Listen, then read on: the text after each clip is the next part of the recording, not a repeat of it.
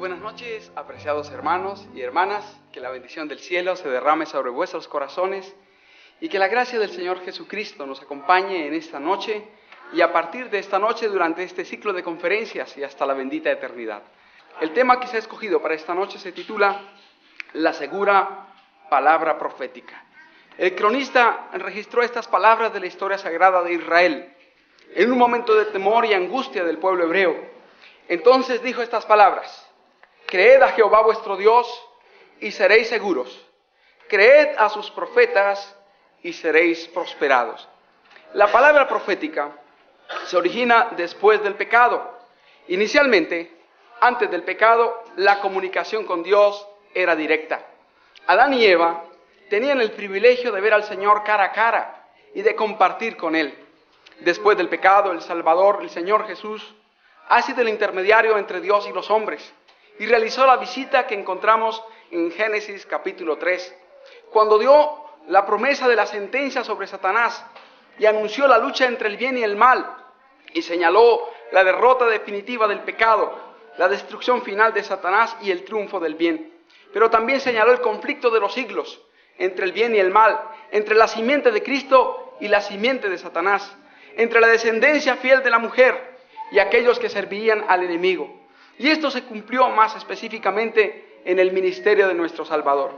Pero Dios escogió hombres especiales para que anunciaran esta promesa, para que recordaran a sus hijos en todas las épocas la señal maravillosa de la venida del Salvador al mundo, la manifestación de Dios en la humanidad. Entonces se estableció el don de profecía. ¿Qué es el don de profecía? Es un don divino que consiste en conceder a un ser humano la capacidad de conocer y anunciar a otros revelaciones divinas y acontecimientos futuros. Un don especial provisto por el Espíritu de Dios. El Señor escogió a hombres y mujeres en el pasado para que tuvieran esta misión. En el conflicto de los siglos, en la página 7 nos dice: antes que el pecado entrara en el mundo, Adán gozaba de libre trato con su Creador. Pero desde que el hombre se separó de Dios por causa del pecado, aquel gran privilegio le ha sido negado a la raza humana. No obstante, el plan de redención abrió el camino para que los habitantes de la tierra volvieran a relacionarse con el cielo. Dios se comunicó con los hombres mediante su Espíritu y mediante las revelaciones hechas a sus siervos escogidos, la luz divina se esparció por el mundo. Dios escogió siervos especiales. Hizo llamados a algunos de estos instrumentos en época de especial crisis para anunciar la solución a los peligros y dificultades que el pueblo del Señor tenía que enfrentar precisamente en esos momentos.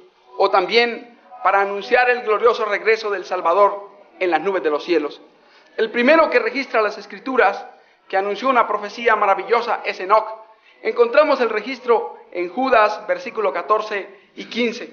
Aún antes de que ocurriera la primera venida del Salvador a este mundo, ya Enoc estaba anunciando la segunda venida de Cristo.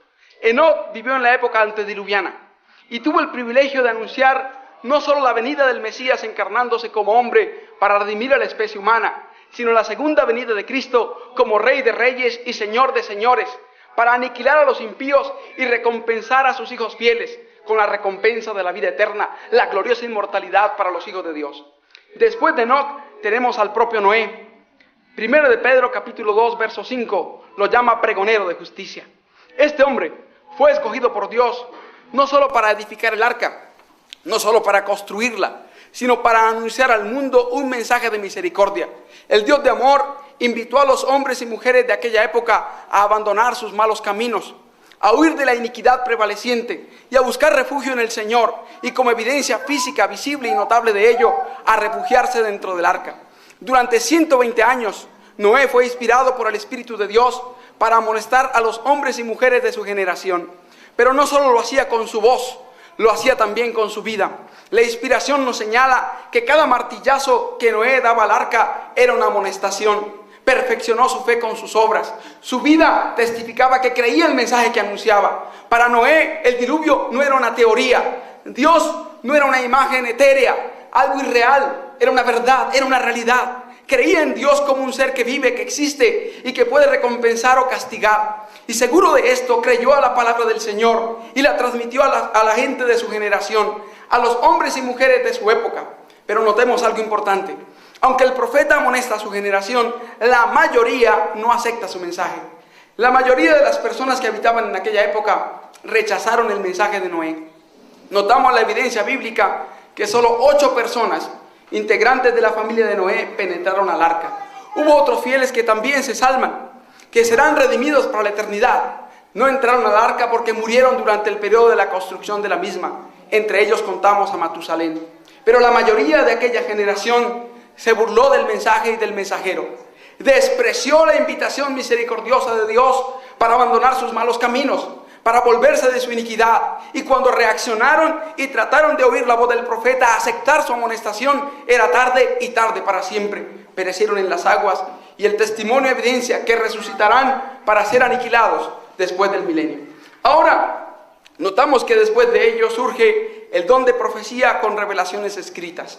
El don de profecía propiamente dicho, con revelaciones y testimonios escritos, inició con Moisés y continuó por muchos siglos con hombres y mujeres fieles. Moisés es el profeta por excelencia, como lo encontramos registrado en el libro de Números, el capítulo 12, versículos 6 al 8, en ocasión de la rebelión de María y Aarón. En aquella oportunidad, el Señor evidenció el alto nivel que le había concedido a Moisés, el privilegio que le había dado. Veamos lo que dice Números 6 al 8. Y él les dijo: oíd ahora mis palabras.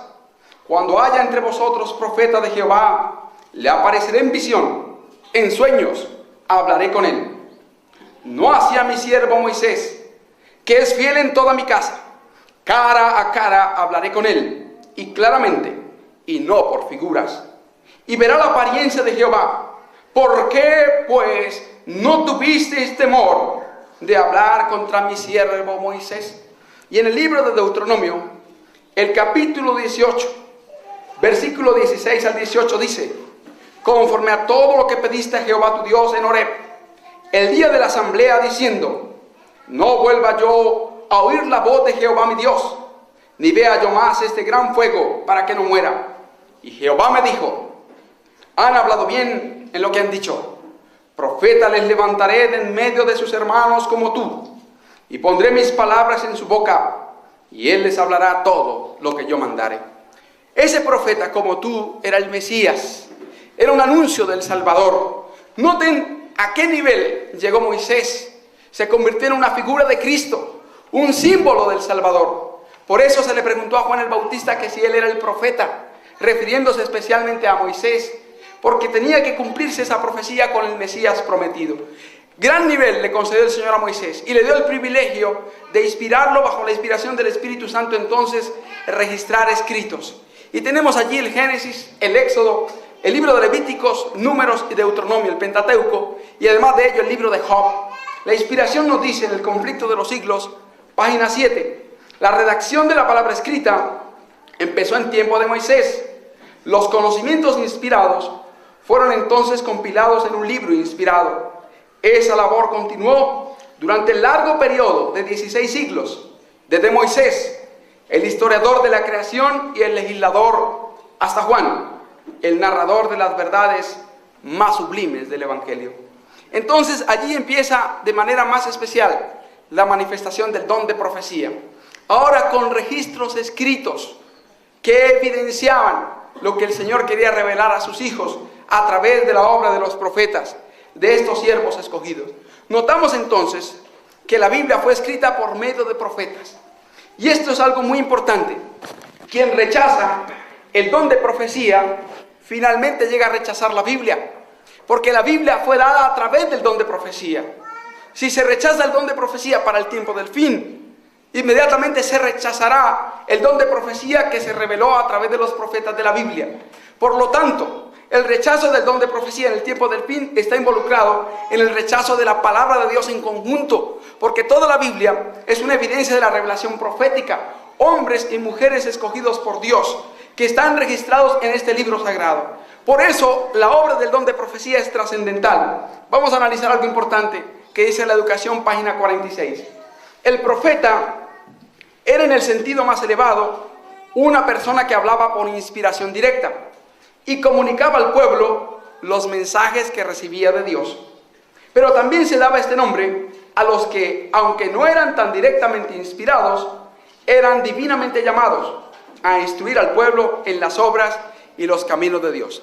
Entonces, la sierva del Señor nos aclara que habían dos tipos de profetas en Israel: los que eran directamente inspirados por Dios y los que actuaban como maestros. Por eso, en las escuelas de los profetas, no siempre los instructores eran profetas. Los primeros de ellos sí fueron profetas, como Samuel, el fundador de las escuelas de los profetas. Él tenía el don de profecía. O como Elías y Eliseo, los hombres que restauraron en Israel las escuelas de los profetas después del periodo de apostasía en los días de Acab y Jezabel. Pero no en todo el tiempo, en las escuelas de los profetas, no en todas las clases y en las épocas, los maestros eran profetas divinamente inspirados, sino que eran hombres sabios, instruidos en la ley, conocedores de las escrituras, consagrados a Dios, y que Dios los utilizaba para enseñar e instruir a otros jóvenes, para que la verdad no perdiera su vigor en Israel y la enseñanza dada directamente por los profetas inspirados se mantuviera fresca en el corazón y en la vida del pueblo. Hay varios términos en hebreo que nos designan la palabra profeta. El primero de ellos es Nabí, que significa hombre inspirado u hombre que habla por inspiración. El segundo es Nataf, que significa destilar, hablar por inspiración o profetizar. Este destilar revela cómo poco a poco el Señor daba la revelación del Espíritu Santo y las verdades de cuando en cuando iban llegando al corazón de Israel y se iba acumulando todo el canon sagrado. Tercero, Rahab, que significa ver y tiene la connotación de contemplar, visión y vidente. Es el texto que aparece en Samuel 9:9, donde dice que antiguamente al profeta se le llamaba vidente. El cuarto es Yoxé, que significa contemplador en visión o también vidente. Y se les llamaba a los Ish Elohim, o varón de Dios. Un término muy importante. Hoy es común que las iglesias populares saluden a alguien y le digan: varón de Dios, ¿cómo está? Pero ese término en Israel era muy especial. Se le utilizaba y se le aplicaba especialmente a los profetas. Eran los Ish Elohim, los varones de Dios. Hombres que especialmente habían sido tomados por Dios para dedicarse completamente a su servicio. Y algunos de estos términos revelan especialmente la forma en que Dios se comunicaba con el profeta. ¿Cómo Dios daba esas revelaciones al profeta? Ya leímos Números 12:6, pero vamos a recordarlo. Y él les dijo: oíd mis palabras. Si tuvieseis un profeta de Jehová, yo me manifestaría a él en visión o hablaría con él en sueños. El profeta era tomado dormido o despierto. Él no escogía el momento de la revelación. Él no tenía la elección de escoger dónde y cuándo Dios lo iba a inspirar con una revelación especial. Dios era el que escogía el momento y el lugar en que daba la revelación. Podía ser dormido y por lo tanto era un sueño, o podía estar despierto y por lo tanto se convertía en una visión. Pero en ambos casos era de origen netamente divino. El momento, el lugar y la persona elegidos eran escogidos directamente por Dios. No tenía albedrío o voluntad el profeta para ello. Habían ciertas excepciones, como cuando alguien pedía un tañedor para que tañera el arpa. El caso de Eliseo, que pedía un tañedor y entonces, bajo el tañido del arpa, la inspiración del Espíritu Santo lo tomó y empezó a profetizar. Pero eran casos excepcionales. La mayoría de casos, el profeta no escogía ni el momento, ni la forma, ni el lugar en que el Señor le daría la visión o la revelación. Y en algunas de esas ocasiones se ordenaba escribir los mensajes recibidos en las visiones. O como en el caso que tenemos en Apocalipsis capítulo 8, los 7 truenos, se le ordenaba al profeta que no escribiera lo que había oído y había visto. Entonces Dios escogía no solamente el momento, el lugar y la persona, sino qué debía ser escrito y qué no. No todas las revelaciones o sueños debían ser escritos y transmitidos en general a la humanidad. Algunos eran específicamente para el profeta. Algunas de estas revelaciones tenían un tiempo y un círculo geográfico definido. Otras revelaciones eran dadas para todo el tiempo y para toda la humanidad. Entonces Dios así manifestaba diferencias en el don de profecía. Vamos a analizar esto más específicamente. Dios es el que escoge a los profetas. El profeta era directamente llamado por Dios y tal privilegio no se heredaba. No era como el sacerdocio, que venía del linaje de Aarón, o como la realeza, que debía ser de la tribu de Judá. No pertenecía a ningún linaje especial, ni al sexo masculino en particular. Podía ser sacerdote como Samuel, o un pastor como Amós. Podía ser hombre como Isaías, o mujer como Débora o Ana. El ministerio, siempre en la Biblia, tanto en el Antiguo Testamento, en los escritos hebreos y arameos, como en los escritos griegos, llamados Nuevo Testamento, el ministerio fue confinado específicamente al varón. No vemos en la Biblia en Israel sacerdotisas, ni vemos en la Biblia pastoras. Esto es una abominación del paganismo, que las iglesias caídas populares han tomado y tienen pastoras en su medio, ministerio femenino. Pero en la Biblia no aparece eso. El único ministerio femenino que aparece en la Biblia es el materno o el profético. Son los dos ministerios concedidos a la mujer. El ministerio de la maternidad, así lo llama la inspiración, y el ministerio profético. Pero el ministerio, el pastorado o el sacerdocio nunca fue conferido al sexo femenino. Pero el don de profecía sí fue dado a las mujeres. Y tenemos aquí dos ejemplos: Débora en el Antiguo Testamento y Ana en el Nuevo Testamento. Su origen, entonces, reiteramos, es netamente divino. Segundo de Pedro 1:21 dice: porque jamás fue traída la profecía por voluntad humana. Al contrario, los hombres hablaron de parte de Dios, siendo inspirados por el Espíritu Santo. Y tenemos un caso de Miqueas, cuando se le presentaron dos reyes. Y entonces trajeron profetas y vinieron muchos profetas falsos, que les profetizaron mentiras. Se pidió si no había un profeta de Dios, y el rey dijo: sí hay uno, pero no quiero traerlo, porque siempre me habla malas cosas. Entonces él dijo: no puedo hablar sino lo que me dice Jehová. El profeta no hablaba palabras halagüeñas, no hablaba para agradar al auditorio o al oyente. Tenía que hablar lo que el Señor ponía en su boca, el mensaje escogido por Dios, no el mensaje agradable al auditorio para que las personas se sintieran felices y para arrullarlas en sus pecados y en sus malos caminos. Por el contrario, los profetas fueron levantados principalmente por el Señor para reprender la apostasía, la iniquidad y el pecado, sin importar si era un rey, si era un sacerdote, si era un laico, un pastor o cualquier otra persona. El Espíritu de Dios lo tomaba y el mensaje que ponía en su boca, ese era el que presentaba. Ahora, vamos a ver los propósitos del don de profecía. Pablo escribió: y él mismo constituyó a unos apóstoles, a otros profetas, a otros evangelistas y a otros pastores y maestros, a fin de capacitar a los santos para la obra del ministerio. Una de las funciones principales es capacitar a los santos para la obra del ministerio. Entonces, los profetas daban parámetros, inspirados por Dios, daban parámetros para el ministerio. Segundo, para la edificación del cuerpo de Cristo. Noten bien, si los mensajes de un profeta son rechazados, no puede haber crecimiento espiritual. La edificación de la iglesia y la edificación individual depende de la aceptación de los mensajes de los profetas. Si rechazamos sus consejos, sus reprensiones, sus instrucciones y amonestaciones, no puede haber crecimiento espiritual hasta que todos alcancemos la unidad de la fe. Otro propósito del profeta es producir la unidad genuina, la verdadera unidad, no la falsa. Hoy Satanás está enseñando la falsa unidad. Todo el mundo habla de unidad. Por doquiera se habla de unidad. Unidad, unidad, unidad es el llamado que se escucha por doquiera. Pero esa unidad es una unidad falsa. No es la unidad que el Salvador habló en Juan capítulo 17. Es la unidad que está en Apocalipsis 16 y en Apocalipsis capítulo 13. La unidad de los espíritus inmundos, que está haciendo que los hombres y mujeres de las diversas denominaciones se unan sin considerar los principios doctrinales, sin considerar la base doctrinal, las verdades bíblicas, más bien poniendo a un lado las verdades reveladas por Dios. Esa es una unidad falsa. La unidad verdadera está plasmada en la Biblia y el espíritu de profecía bajo el fundamento de la verdad. Mensajes Selectos 1:206 dice que el Señor Jesucristo demanda unidad, pero no nos pide que nos unamos en prácticas erróneas. Así el Señor nos hace entonces un llamado específico, un llamado especial para que nosotros nos unamos, pero bajo la dirección del Espíritu de Dios con las revelaciones de los profetas. Luego dice, para alcanzar el conocimiento del Hijo de Dios, hasta ser un hombre de plena madurez, hasta la medida de la estatura de la plenitud de Cristo. Ahora, otro aspecto del papel del don de profecía edifica, exhorta y consuela. Primera de Corintios, capítulo 14, versículo 3.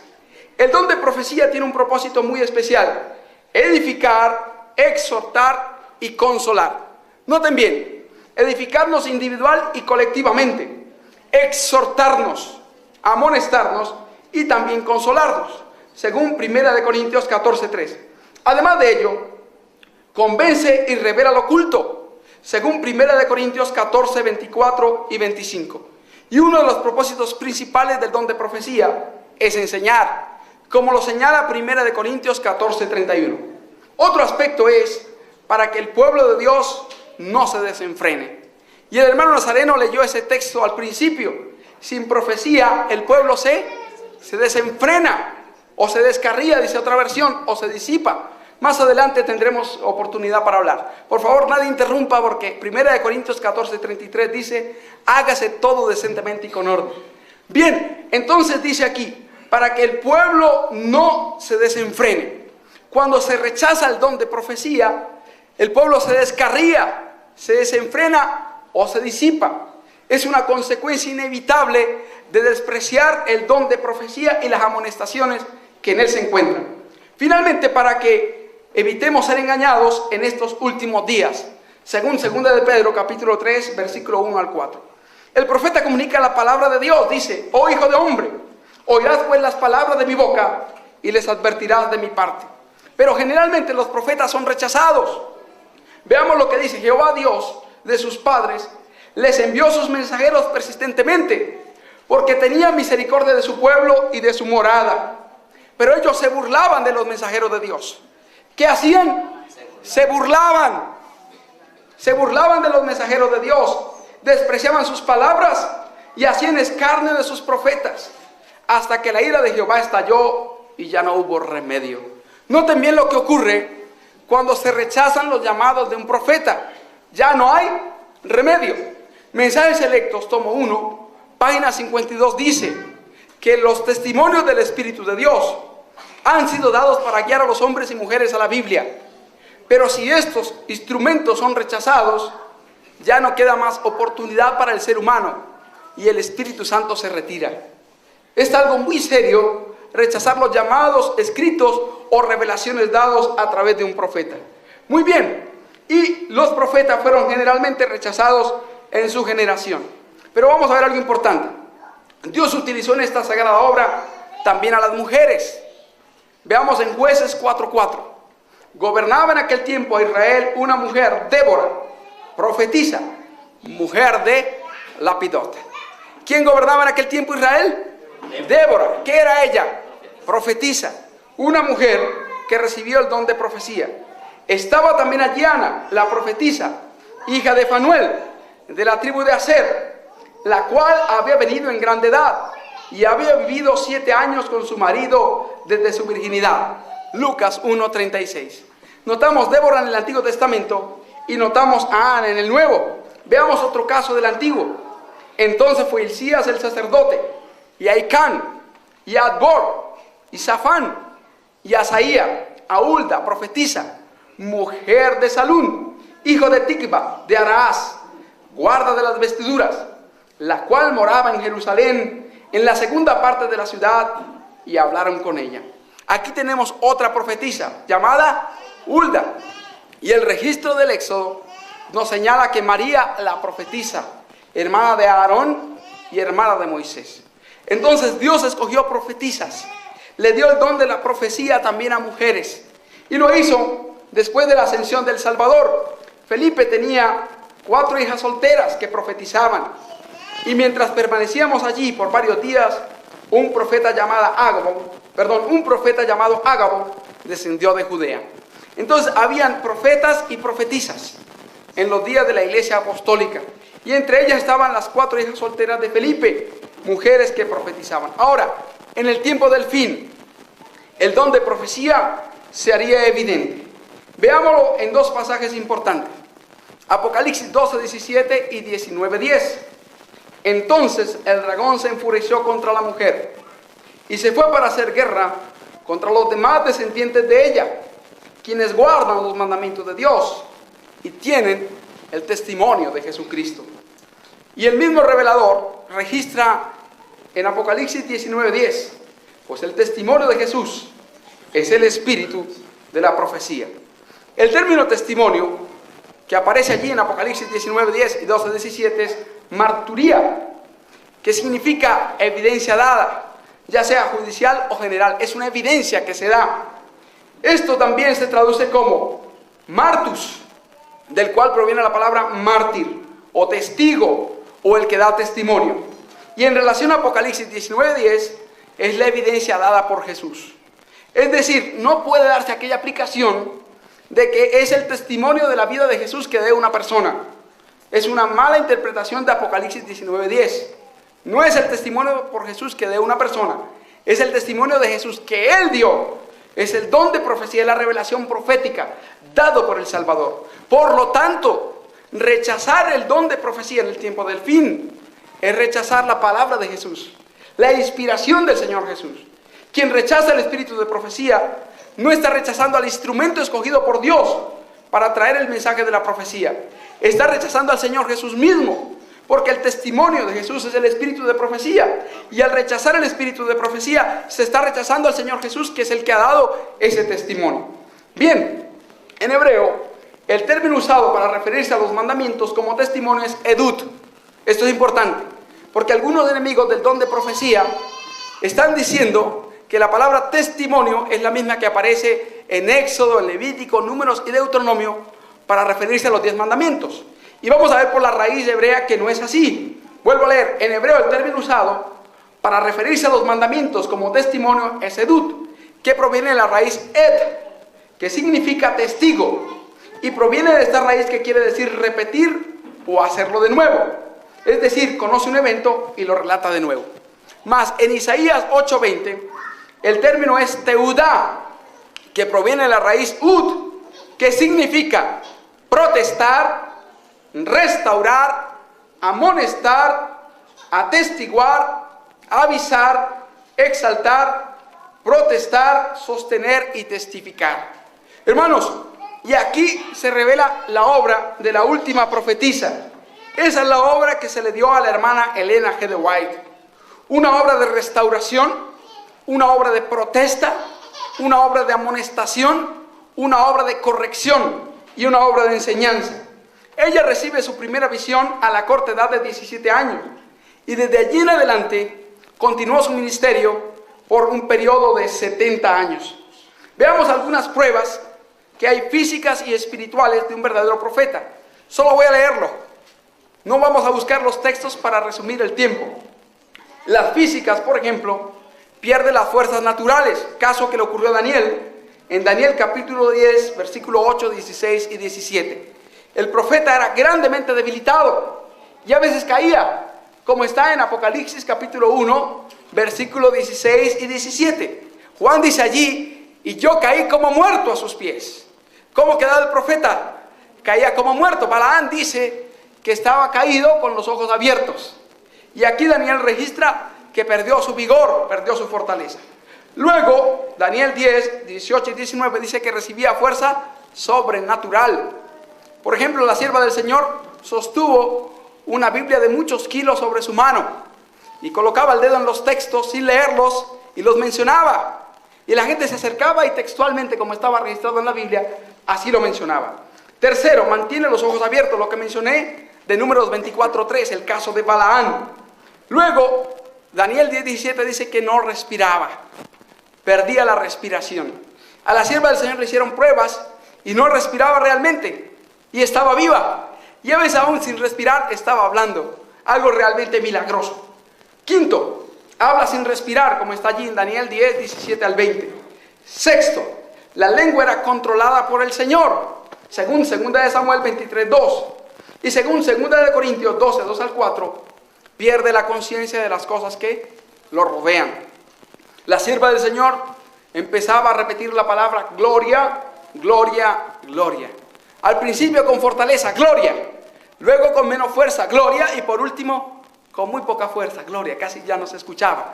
Y era evidencia de que había entrado en una visión especial. De que el Espíritu de Dios la había tomado y perdía la sensación de todas las cosas que le rodeaban. Ahora, las evidencias espirituales. habla de acuerdo con la palabra de Dios. Isaías 8:20 dice: a la ley y al testimonio. Si no hablaren conforme a esto es porque no les ha amanecido. Segundo, sus predicciones se cumplen. Jeremías 28, versículo 9.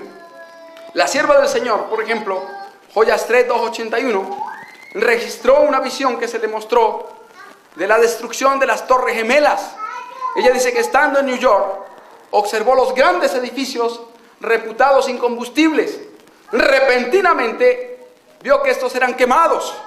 Vio que los bomberos traían las bombas contra incendios y los instrumentos, pero no podían apagar el incendio. Hermanos, eso ocurrió el 11 de septiembre del año 2001. Y en ese día, nosotros en la lección de escuela sabática, el movimiento de reforma, el único movimiento a nivel mundial que estaba estudiando ese acontecimiento en el día que ocurrió. Casi todas las organizaciones hablaron de las Torres Gemelas después de cumplirse el suceso. En Perú, en Lima, una hermana, la hermana Rosena, salió al mercado de esa mañana y vio a la gente conmovida hablando de ese suceso y les preguntó qué ocurre. ¿Ocurrió algo en Nueva York? Y ellos le dijeron sí. ¿Algunos edificios destruidos? Sí. ¿Usted vio la noticia? No, lo leí en mi lección de escuela sabática esta mañana. Y le pidieron que trajera rápidamente el folleto y la hermana llevó el folleto. El 11 de septiembre del año 2001, nosotros estábamos estudiando Apocalipsis ese año. Y en ese trimestre, ese día, estábamos estudiando ese capítulo, Joyas 3, 280 y 281. El día que se cumplió, el movimiento de reforma estaba estudiando la caída de las Torres Gemelas. Hermanos, es una evidencia maravillosa, porque Joyas 1, 506 dice que Dios tiene en la tierra un pueblo que está siguiendo el rollo de la profecía que prontamente se cumple y cuyos miembros están tratando de purificar sus almas en la obediencia a la verdad. Ahí se hizo evidente, hermanos, cómo la sierva del Señor fue inspirada por el Espíritu de Dios y cómo sus predicciones se cumplen. Tercero, muestra la verdad de Dios a las personas, como lo hizo Elías en 1 Reyes 18, 21, aunque fuera al mismo rey. Noten allí un caso interesante. El profeta fue acusado de turbar a Israel. Fue la acusación de Acab: eres tú el que turba a Israel. Pero él devolvió la acusación al rey y le dijo: no, sino tú y tu casa por los Baales. Entonces siempre el profeta es escarnecido en su época, es despreciado y rechazado, pero él señala la verdad de Dios sin temor. Cuarto, insta a la obediencia a los mandamientos de Dios. Lo hicieron desde Moisés, los profetas, hasta la última profetisa, la sierva del Señor. Quinto, su obra produce buenos frutos. En Mateo 7, el Salvador dijo: por sus frutos los conoceréis. Sexto, confiesa que Cristo viene en carne, según 1 de Juan 4, 2 y 3. Y por último, prepara al pueblo para el encuentro con el Señor, como lo hizo Juan el Bautista. La sierva del Señor escribió: toma la Biblia tal como es, como la palabra inspirada. Hermanos, no se ocupe ninguna mente ni mano en criticar la Biblia. Aferraos a vuestra Biblia, a lo que dice. Ella no rechazó la Biblia ni contradijo la Biblia. Vamos a ver la respuesta a algunas de las objeciones que se presentan contra la sierva del Señor y sus escritos. Ella dijo que los testimonios debían ser principalmente juzgados por sus frutos. Joyas 2, 286 y 287. Que los testimonios sean juzgados por sus frutos. ¿Qué dijo ella? Que fueran juzgados ¿por qué? Por sus frutos. ¿Qué espíritu revelan sus enseñanzas? ¿Cuál ha sido el resultado de su influencia? Esa pregunta la pueden responder miles y miles de personas en el mundo entero. Un caso asombroso ocurrió allí en una isla cercana a la India. Uno de nuestros hermanos, el actual presidente de la Conferencia General, llegó a un lugar donde había una tribu caníbal y el rey mismo era caníbal. Y allí oraron por una niña enferma de asma. Y la niña, el Señor obró a través de los medios naturales y fue sanada. La noticia llegó al rey. Y el rey tenía un fuerte problema estomacal, un gran problema gástrico. En esas circunstancias se enteró de la sanación de la niña y mandó a traer los 2 misioneros. Cuando estuvieron delante de él, les dijo: los he traído aquí porque supe lo de la niña. Y los he traído para que me curen. Los hermanos quedaron impactados y le dijeron: le queremos decir que nosotros no podemos curar. Uno de los motivos de su enfermedad es que usted come carne humana. Tiene que dejar de comer carne humana, y no solo carne humana, sino cualquier carne. Los hermanos cuentan que habían calaveras alrededor del trono donde él estaba, las cabezas de algunos de los que había comido. Ahora, él se sometió al tratamiento y el Señor lo curó.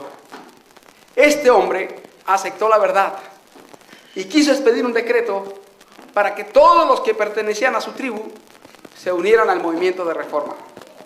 Los hermanos le explicaron que eso no es así, que la conversión no es por decreto, no es por ley de un rey o un presidente, que es una decisión individual bajo la obra y la operación del Espíritu Santo, que les permitiera predicar y Dios obraría en los corazones que estuvieran dispuestos. Ahora él fue uno de los primeros conversos. Se bautizaron 60 almas allí y de caníbales pasaron a vegetarianos. Podemos ver los frutos de los testimonios ahí, hermano. Cómo Dios puede transformar la vida humana, cómo Dios puede cambiar multitudes de vidas. Creo que si tuviéramos oportunidad y tiempo para ellos, muchos de nosotros podríamos venir al frente y contar la influencia que los testimonios han tenido en nuestra vida. Mi primer contacto con la verdad fue por un testimonio, el conflicto de los siglos. Estando preparándome para entrar al seminario católico para ser sacerdote, el Señor permitió recibir el conflicto de los siglos. 3 meses lo guardé allá en una gaveta, pero desde que lo tomé no pude terminar hasta leerlo completamente. Días y noches enteros leyendo, parando solo para dormir y para comer. Nada más, hasta terminar en la última página, el maravilloso libro El conflicto de los siglos. Y esa obra maravillosa cambió mi vida. Y yo creo que muchos de ustedes pueden dar testimonio de eso, de que estos escritos han transformado a hombres y mujeres, no solo en África y en otros países, en la India, sino también aquí en América, en Colombia y en muchos lugares. Hombres y mujeres rescatados por el poder de la influencia del Espíritu de Dios que se revela en esos escritos. Si lo juzgamos entonces por sus frutos, no tenemos otra cosa que decir que son de Dios, que son inspiración del Espíritu Santo. O Dios está enseñando a su iglesia, reprendiendo sus errores y fortaleciendo su fe, o no lo está haciendo. ¿Esta obra de Dios o no lo es? Dios no hace nada en sociedad con Satanás. Mi obra, escribió la sierva del Señor, o trae la estampa de Dios o la de Satanás. No hay término medio en este caso. ¿Qué no hay? No hay término medio. O los testimonios proceden del Espíritu de Dios o son del diablo. Hermanos, hay algo contundente aquí en lo que escribió la sierva del Señor. O son de Dios o son del diablo. No hay término medio, escribió ella misma. Bryce Smith es uno de los que registró los frutos de los testimonios. Mira lo que él escribió, de lo que los testimonios produjeron en su vida y en el periodo en que él estuvo vivo en la dirección de la Iglesia Adventista del Séptimo Día. Mira lo que dice: todo lo que se pueda presentar a fin de testificar prueba de que las manifestaciones y revelaciones dadas a través de Elena de White son genuinas. Las pruebas que las apoyan, tanto internas como externas, son definitivas. Concuerdan con la palabra de Dios y entre sí. ¿Qué hay en los testimonios? Armonía con la palabra de Dios, con los escritos hebreos y griegos, y armonía entre sí. ¿Por qué algunas personas encuentran discrepancia entonces? Porque la quieren encontrar, porque la quieren buscar, porque buscan excusas. Todo eso son solo excusas, argumentos sutiles para apartar de la verdad a los sinceros hijos de Dios. Ahora, mira lo que sigue diciendo Bryce Smith, Desechan todo vicio y exhortan a la práctica de toda virtud. Indican los peligros por los cuales hemos de pasar para llegar al reino. Revelan los engaños de Satanás. Han expuesto la iniquidad oculta, traído a la luz errores escondidos. Nos ha despertado a una mayor consagración a Dios, a esfuerzos más celosos por la santidad de corazón y mayor diligencia en la causa y el servicio de nuestro Maestro. Esto lo escribió en un escrito llamado Las visiones de la señora Elena de White, entre la página 3 y 8. Aquí vemos los frutos de los testimonios, tanto individual como colectivamente han producido maravillas.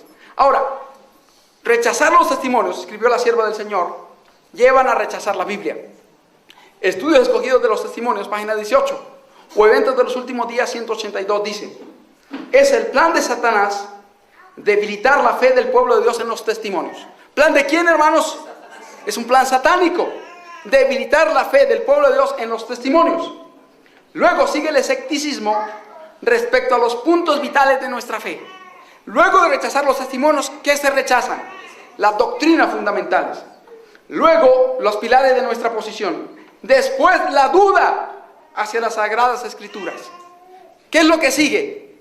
Miren la secuencia de degradación. Primero se rechazan los testimonios, luego los pilares, las doctrinas fundamentales, luego las Sagradas Escrituras y luego la marcha descendente hacia la perdición.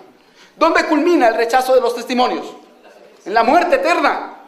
No hay otro fin. En el lago de fuego y azufre. Se rechazan los testimonios, se rechazan las doctrinas fundamentales, luego se rechaza la Biblia y luego a la incredulidad absoluta, hacia la perdición completa. Cuando se duda y se renuncia a los testimonios en los cuales una vez se creyó, Satanás sabe que los engañados no se detendrán allí.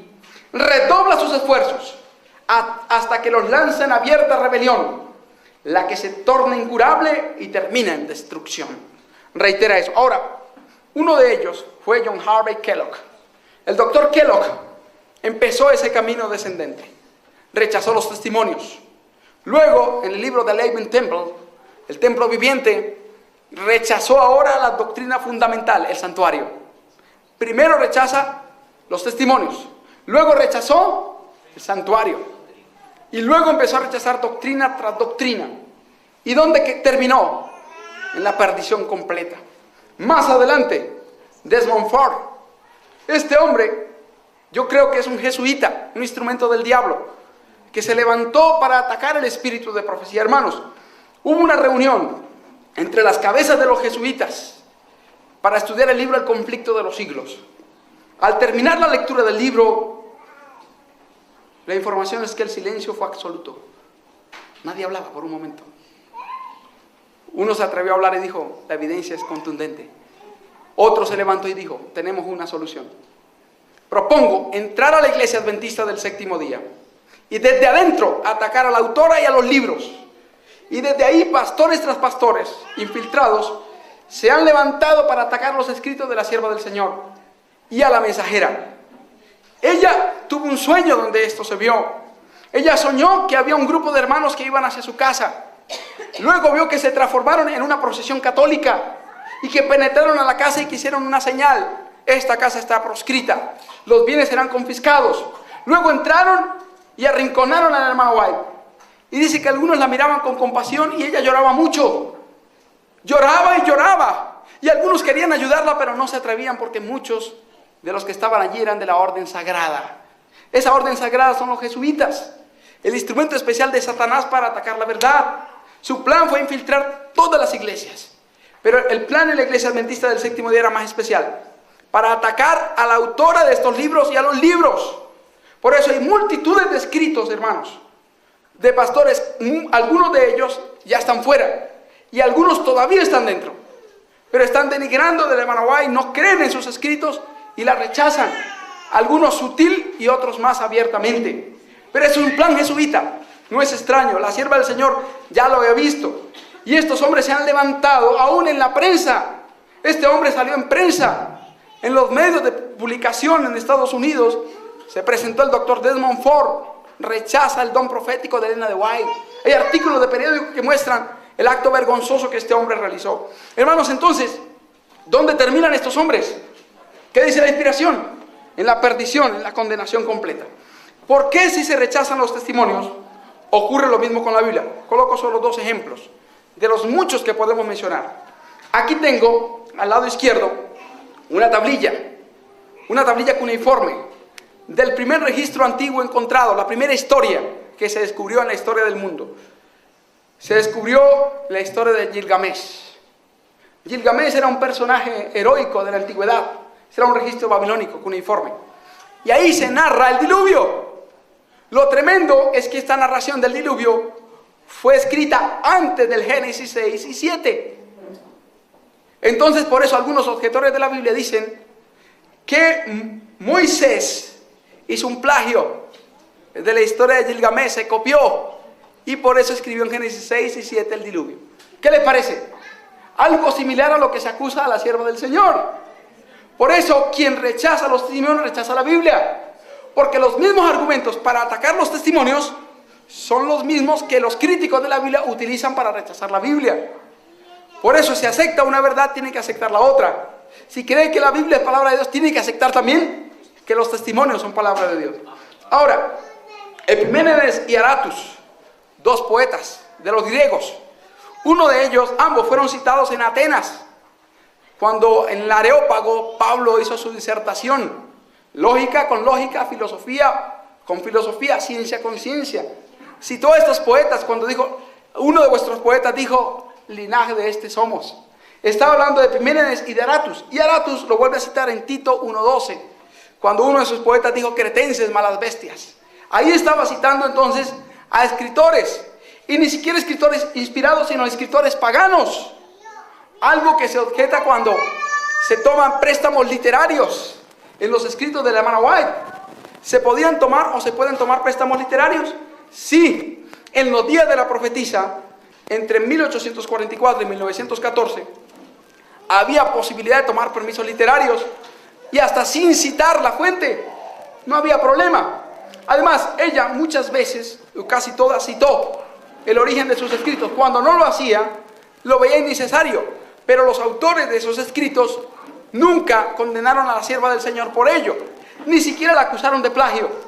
Esa acusación es moderna por los jesuitas que se han infiltrado dentro de la iglesia adventista y por los que no lo han hecho, que están fuera todavía. Entonces, tenemos aquí la razón por la cual, si alguien rechaza los testimonios, indudablemente termina también rechazando la Biblia, porque la forma en que fueron compuestos unos y otros es la misma, porque el que los inspiró es el mismo Espíritu. Ahora, vamos a ver la razón genuina del rechazo de los testimonios.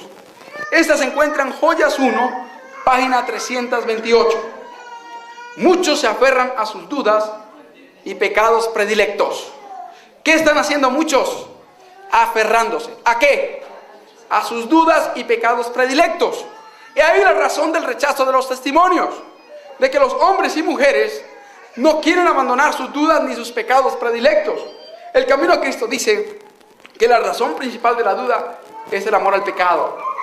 Cuando alguien aviga un pecado que no quiere abandonar, en lugar de luchar contra sí mismo, empieza a luchar contra los escritos que condenan su pecado, para no abandonar sus malos caminos, para no abandonar su rebelión. Un ejemplo de ello está en el libro Estudios Escogidos de los Testimonios.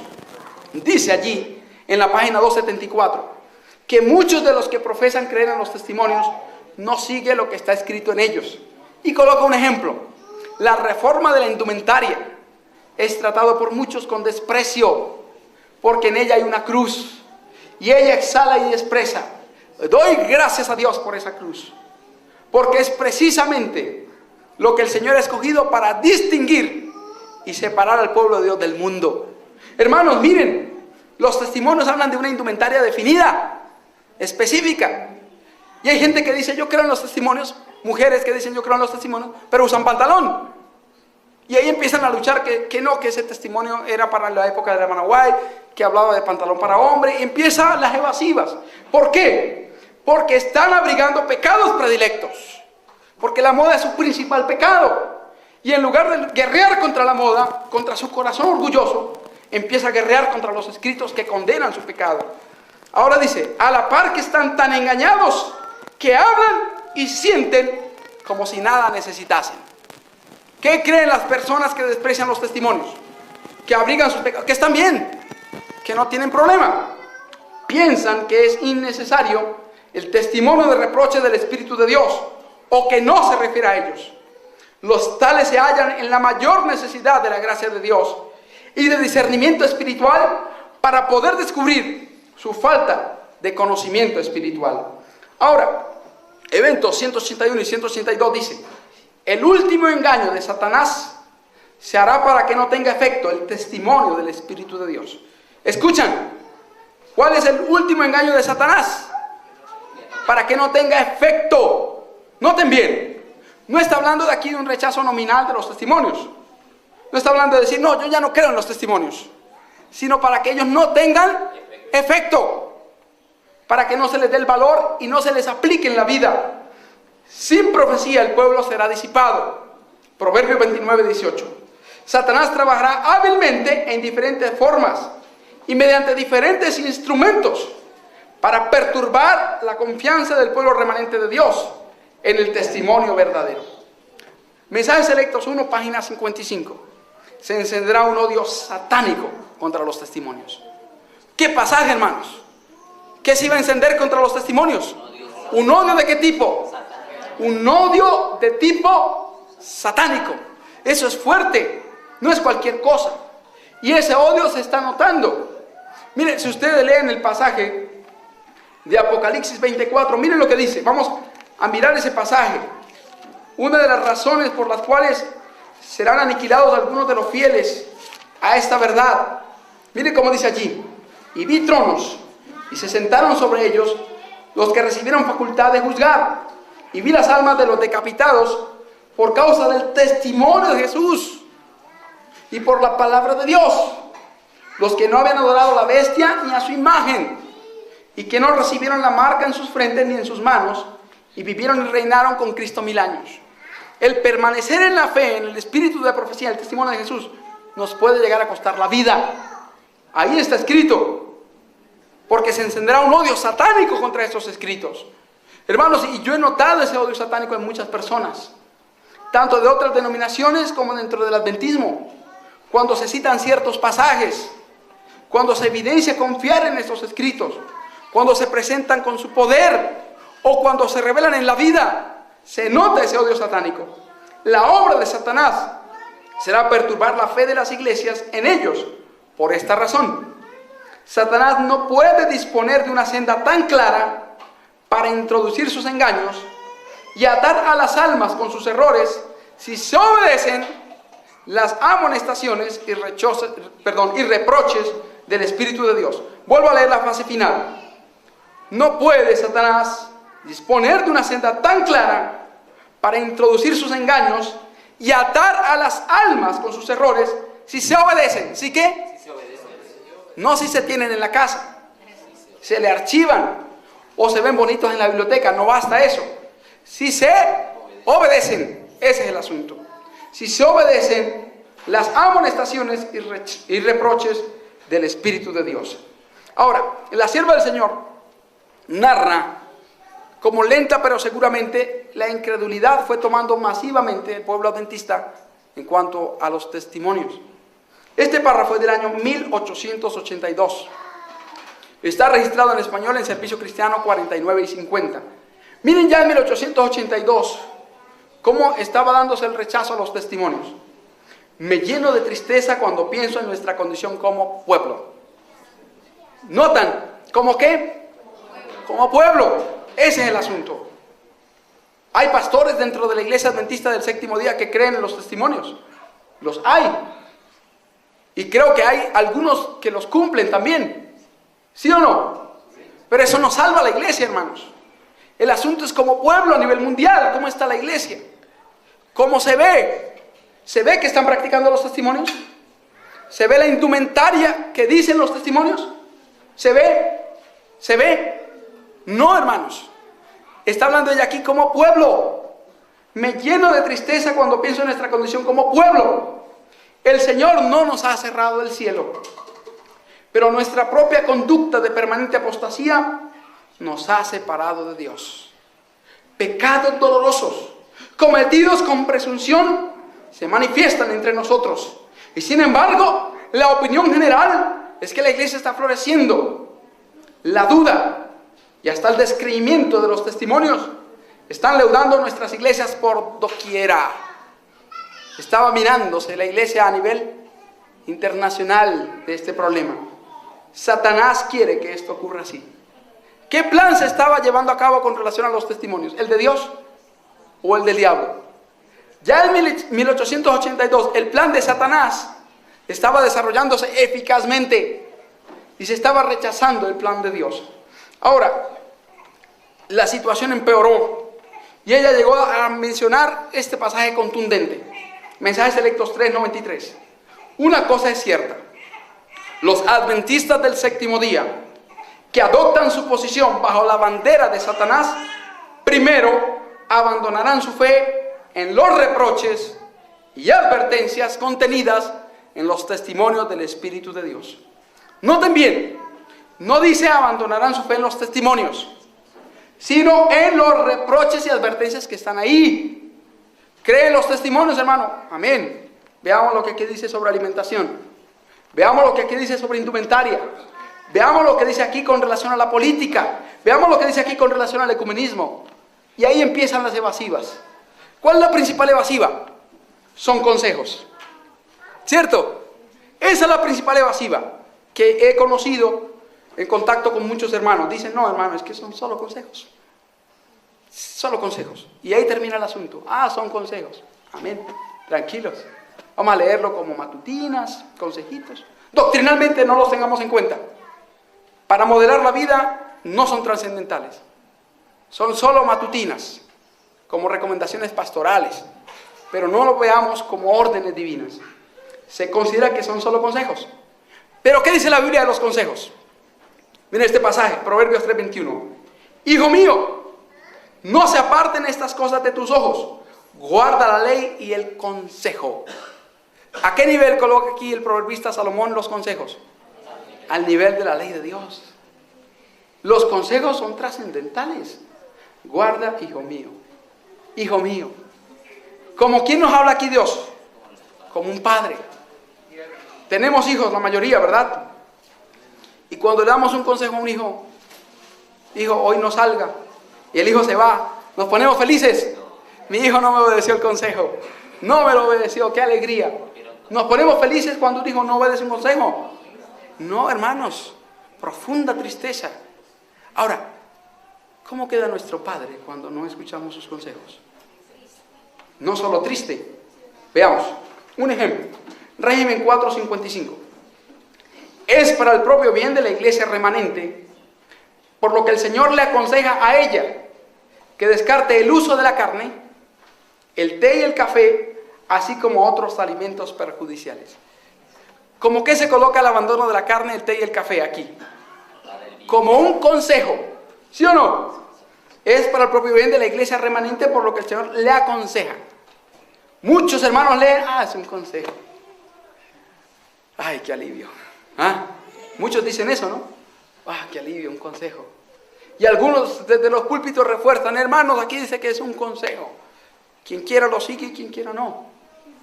Bueno, pero ¿qué dice Dios si obedecemos un consejo o no?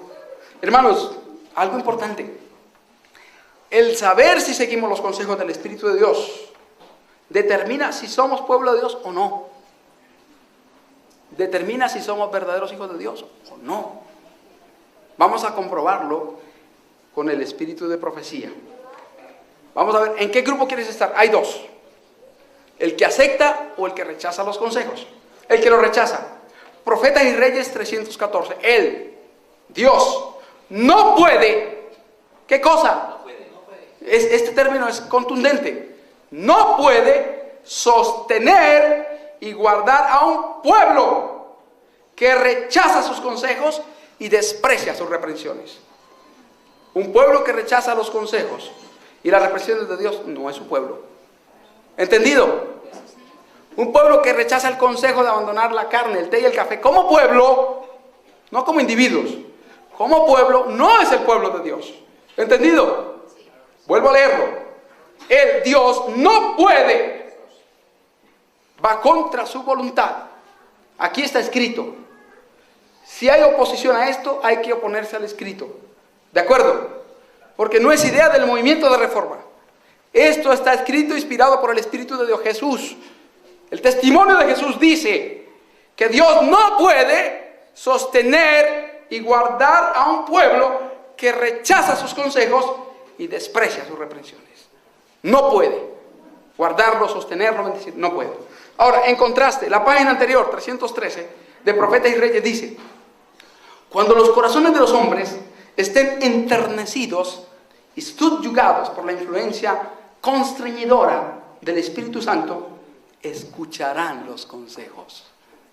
¿Qué ocurre cuando el Espíritu de Dios guía la vida? ¿Qué ocurre? Escucha los consejos. Si un pueblo es guiado por el Espíritu de Dios, como pueblo, ¿qué hará?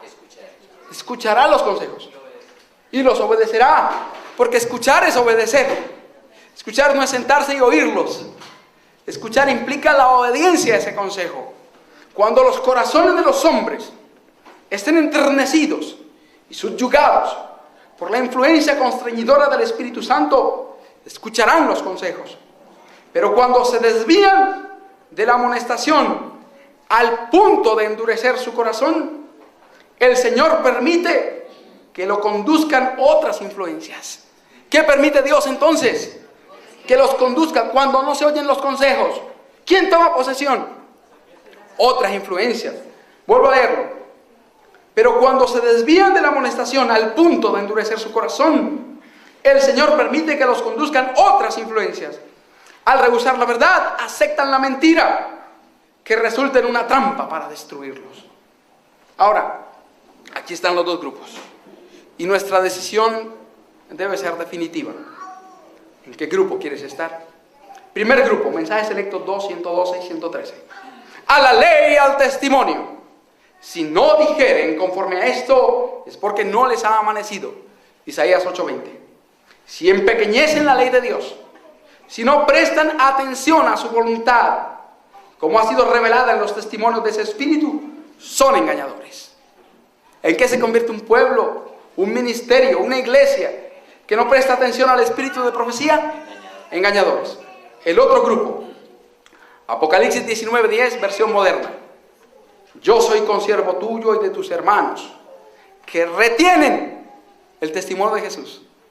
A un lado están los que han rechazado los testimonios y al otro, los que los retienen. El término en la versión moderna es muy interesante. Dice allí, retienen.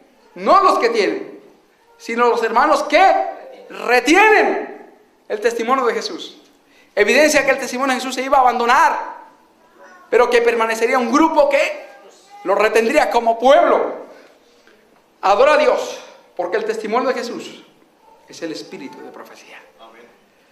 Quiero de corazón ser contado con Juan y con Gabriel, incluidos aquí, entre aquellos que retienen el testimonio de Jesús.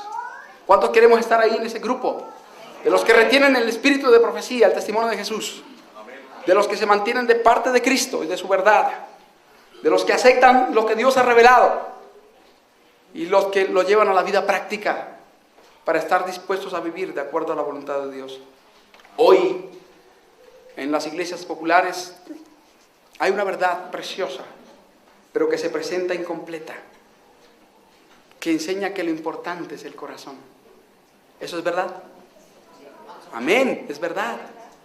Lo que importa es el corazón. Pero no termina ahí. El corazón transformado revelará una vida transformada.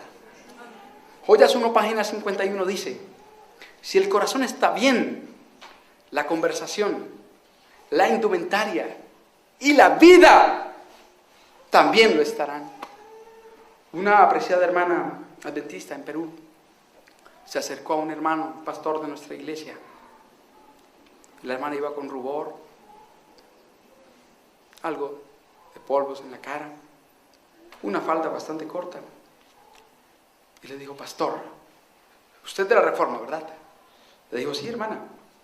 ¿Usted se atreve a decir que Jesús no me ama a mí? El hermano le dijo: no, yo no me atrevo a decir eso. Él se nos ama a todos. Vino para buscar y salvar lo que se había perdido. El asunto, hermana, es si usted ama a Jesús. La hermana se quedó callada y se fue. Eso es cierto, hermanos. Necesitamos la transformación del corazón. No basta la transformación de la ropa y de la comida. Se necesita un cambio interno. No basta el temperamento, no basta la ropa, la comida, sino el temperamento también. La lengua, la vida, todo tiene que ser transformado. La obra de Dios es integral. Dios no convierte a alguien solo internamente o solo externamente. Cuando la conversión viene del cielo, se produce en el interior y se refleja al exterior. Dios eso es lo que quiere hacer con estos escritos. Transformar nuestra manera de pensar, nuestra manera de sentir. Eso es reforma, eso es reavivamiento. Una resurrección espiritual, un cambio en las ideas, las prácticas, en la vida. Una transformación interna y externa, sin la cual nadie verá al Señor. Dios ha revelado estos escritos maravillosos para esa obra, para que nos ayuden a entender los mensajes que están en la palabra de Dios, para que podamos conocer bien al Salvador y conociéndolo y contemplándolo, ser transformados interna y externamente a su divina imagen. El deseado dice en la 274 que el mensaje que Cristo enseñaba era la armonía del corazón y de la vida con la voluntad revelada de Dios. Un cambio que no se limita ni a lo interno ni a lo externo, sino que abarca las dos cosas. Una transformación integral, completa, para poder estar en el reino de Dios. Por eso necesitamos asumir con la sierva de Dios la actitud que se asume con los verdaderos profetas. Creer en ellos, como dice Segunda de Crónicas 20:20. No menospreciar sus escritos, como Pablo recomienda para el tiempo del fin. Antes de decir de la santificación espiritual mi cuerpo, dice, no menospreciéis las profecías. Estar atentos a esas profecías que están en su desarrollo completo, cabal, hacia su fase final. Leer, oír y guardar estas profecías. Que esa sea nuestra decisión. Que Dios les bendiga.